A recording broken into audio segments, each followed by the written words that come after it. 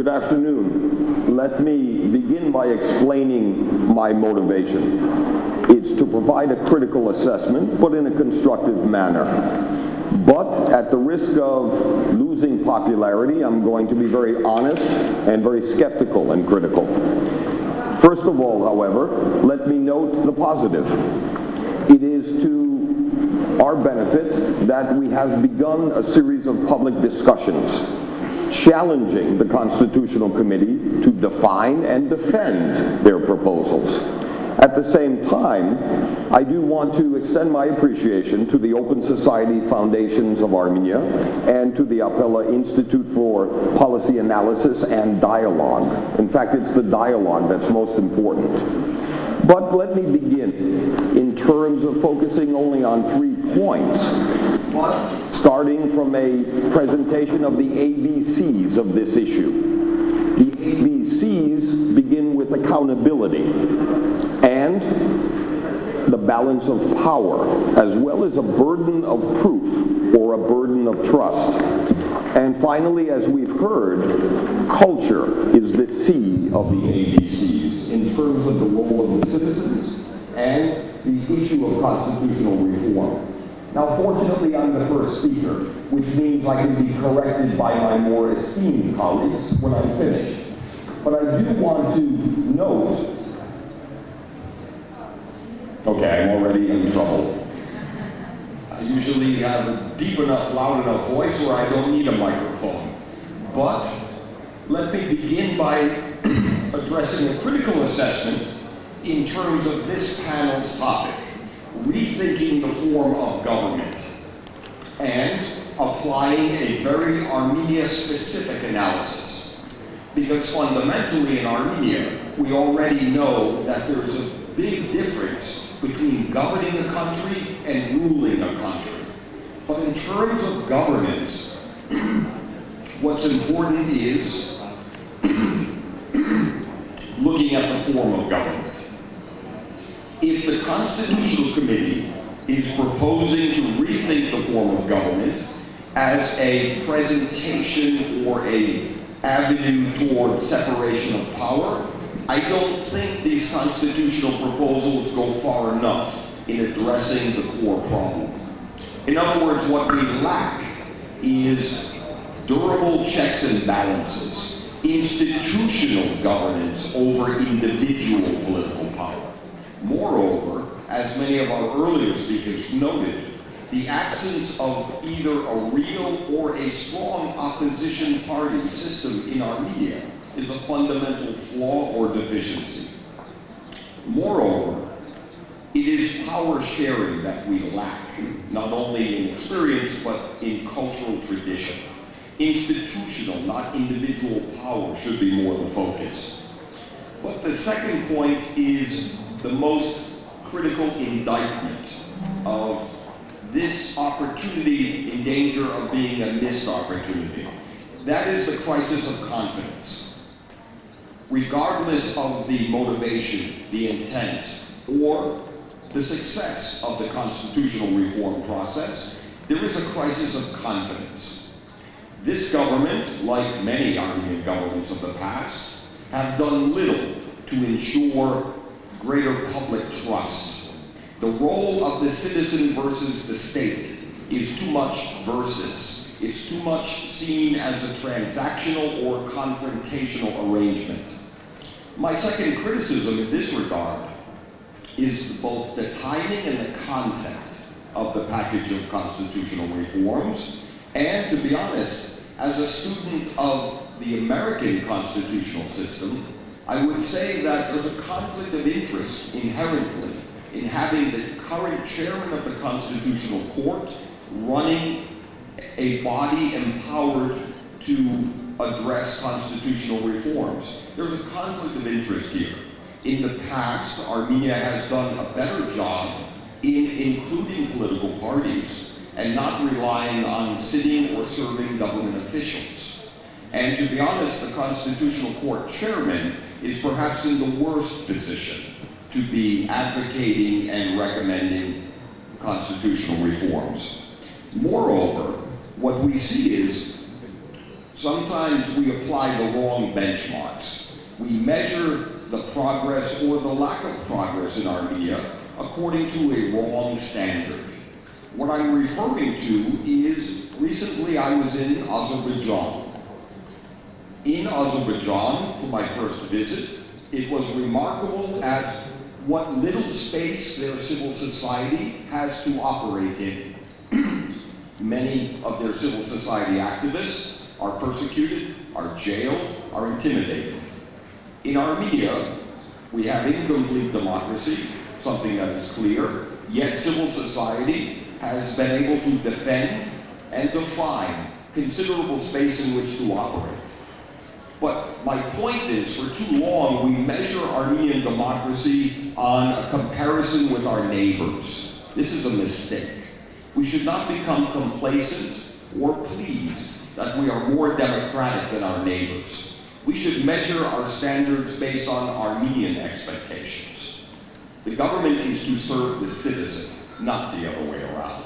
And this package of constitutional reforms represent actually a danger for a missed opportunity, for actually ensuring more institutional democratization. My second reference is to Georgia, which has achieved a lot in terms of reform. But there's one lesson from Georgia for Armenia, and that is it's dangerous even for Georgia to depend too much on an individual Democrat instead of democratic institutions. And this is the path that is more applicable to Armenia, and again, not being inherited or imported from abroad. What we also see, however, is the third point I want to make. A set of serious deficiencies in terms of political science. The first is the issue of simultaneous elections, to hold and to schedule parliamentary and presidential elections at the same time. To me, this would be a grave mistake.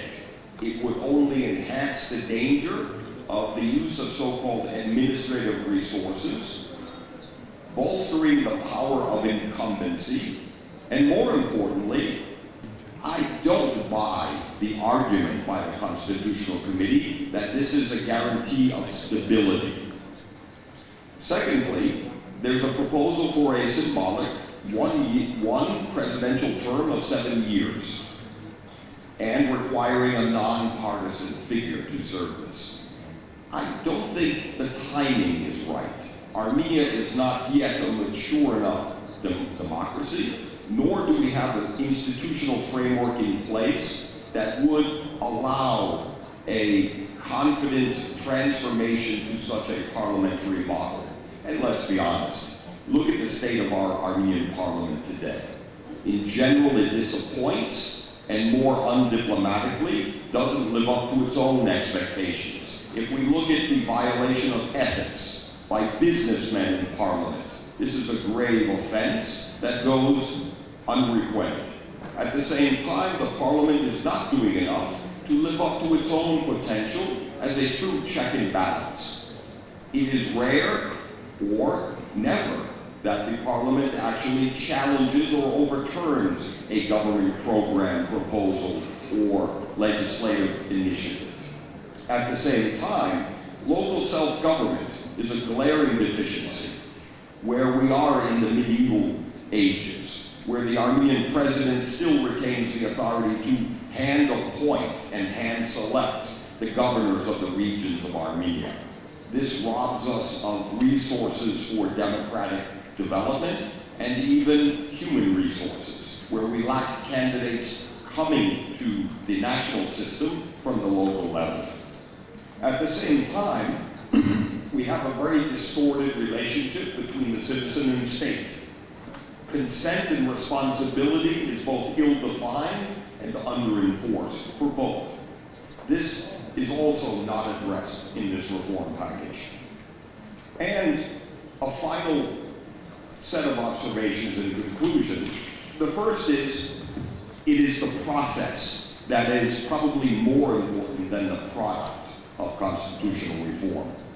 And to be honest, if, as the Constitutional Court Chairman has noted several times, we the citizens of Armenia should be pleased that we have an opportunity to hear what the government intends. We have an opportunity to have our voices heard. No, I'm not pleased. That's the basic minimum requirement. That should be barely acceptable for the first step, and that should define the government's performance and conduct in every policy regard. This shouldn't be treated or rewarded or treated as a positive development. It's a basic minimum requirement. Moreover, what we see is the implications are much more serious than even we realize. Decisions taken today will affect generations to come. And let's be realistic. Every generation passes with a much, much smaller population living in Armenia. We need to address fundamental problems first. And to be honest, I'm really not even sure constitutional reform at this time is the priority avenue for correcting our more fundamental and egregious violations of human rights, shortcomings of democracy, security threats of emigration, and more importantly, it's been several months now on a daily basis where Armenian sovereignty and independence is under assault. A big neighbor to the north, the Russian Federation, has done much to demonstrate its true colors post-Crimea, and regarding its so-called strategic partner, Armenia, never hesitates to undermine Armenian independence and sovereignty. These are fundamental flaws that need to be addressed as well. And what's also important in terms of the concept of inalienable rights, which we heard about, I agree.